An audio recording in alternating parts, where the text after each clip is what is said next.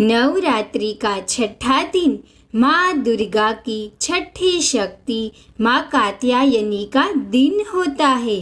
माँ कात्यायनी की कृपा से भक्तों को बड़ी आसानी से अर्थ, धर्म, काम और मोक्ष चारों फलों की प्राप्ति होती है।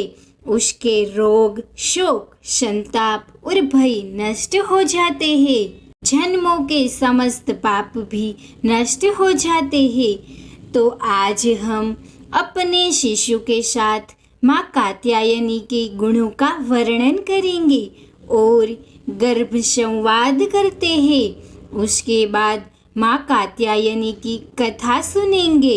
हे मेरे अति प्रिय बाल स्वरूप, आप मेरे गर्भ में एकदम सुरक्षित हो। मेरा जीवन सार्थक हुआ आपको शिशु के रूप में पाकर।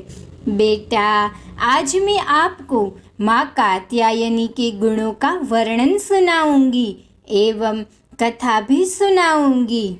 मेरे अति प्रिय बाल स्वरूप, सर्व दुखों का विनाश करने वाली माँ कात्यायनी के चरणों में हमारा वंदन है। हे माँ कात्यायनी देवी, मेरा शिशु भी आपकी तरह शक्तियों से विभूषित हो। मेरे शिशु आप में माता के जैसे गुण आए। मेरे प्यारे शिशु, आप में भी माता की तरह गुण आए। आपको माँ इतनी शक्ति अर्पण करे कि आप अन्याय, अपराध, अनीति का सामना कर सको।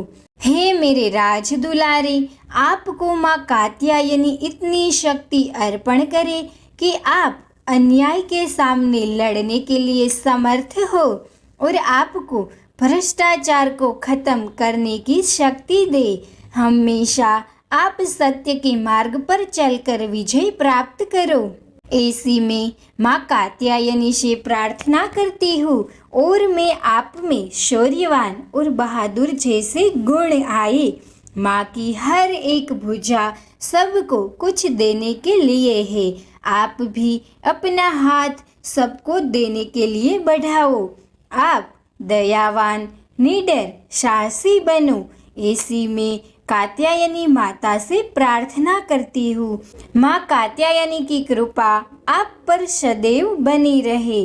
अब हम माता की कथा सुनते हैं। इस देवी को नवरात्रि में छठे दिन पूजा जाता है।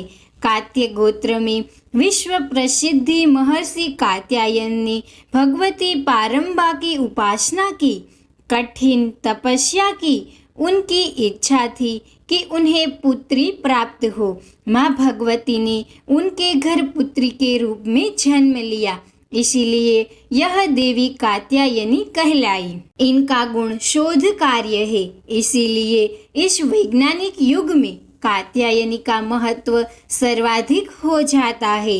इनकी कृपा से ही सारे कार्य पूरे हो जाते हैं।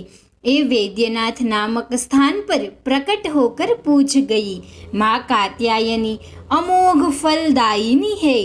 भगवान कृष्ण को पति रूप में पाने के लिए वज्र की गोपियां ने उन्हें पूजा की थी। यह पूजा कालिंदी यमुना के तट पर की गई थी, इसीलिए ये वज्रमंडल की अधिष्ठात्री देवी के रूप में प्रतिष्ठित है। इनका स्वरूप अत्यंत भव्य और दिव्य है। ये स्वर्ण के समान चमकीली है और भास्वर है। इनकी 4 भुजाएं हैं। दाएं तरफ का ऊपर वाला हाथ अभय मुद्रा में है तथा नीचे वाला हाथ वर मुद्रा में है।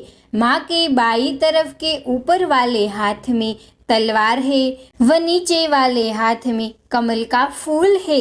इनका वाहन सिंह है।